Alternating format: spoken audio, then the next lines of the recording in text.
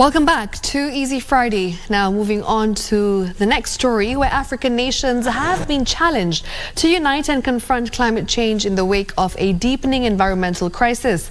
Environment Cabinet Secretary Soipan Tuya says there is need for countries to collaborate and take action to avert environmental degradation for the future of the continent. Now this comes as Kenya prepares to host the Africa Climate Summit in September. The government of Denmark has released $1 million towards preparations for the week-long summit. More than 10,000 delegates are expected to attend the summit.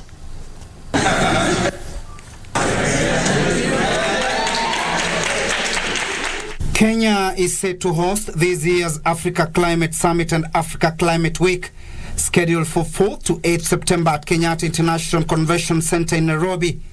Speaking after unveiling the Secretariat of the Summit in Nairobi, Environment Cabinet Secretary Soipan Tuya said the key focus of the event is to consolidate Africa's voice ahead of the United Nations General Assembly and the COP28 in the United Arab Emirates later this year. She said the summit is unique since all African heads of state and governments are expected to convene under the umbrella of African Union dedicated to climate action.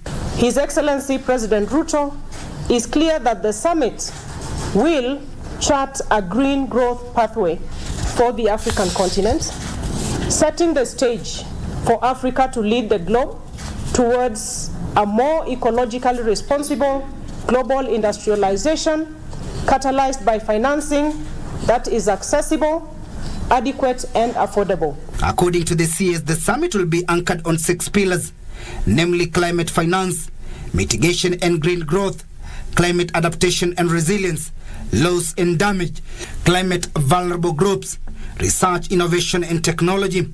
The Danish embassy said its government had set aside $1 million towards preparation for the summit. A key outcome from the Africa Climate Summit will be an African Leaders Nairobi Declaration on climate change and call to action.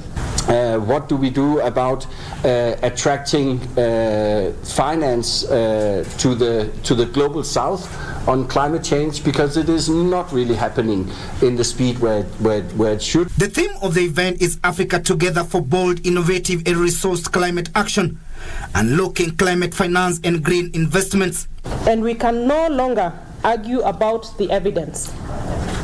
Reports of the Intergovernmental Panel on Climate Change, including the latest 6th assessment report, shows that despite Africa being the least emitter of greenhouse gases, the continent suffers the worst effects of climate change, affecting livelihoods and curtailing our development aspirations. President Ruto, as you know, has made the issue of climate actually his flagship foreign policy issue.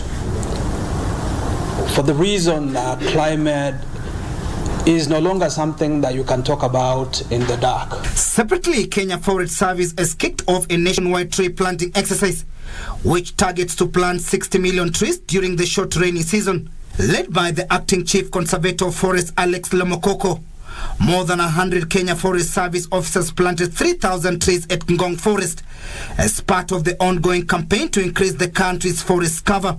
Currently, Kenya has a forest cover of 8.83%. President William Ruto is targeting to have 15 billion trees planted in the next 10 years.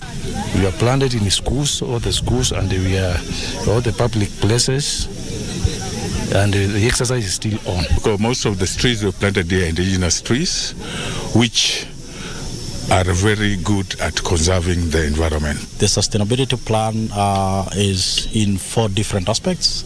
That is environment, ICT, education, and health. Timothy Kipnusu for Prime Edition.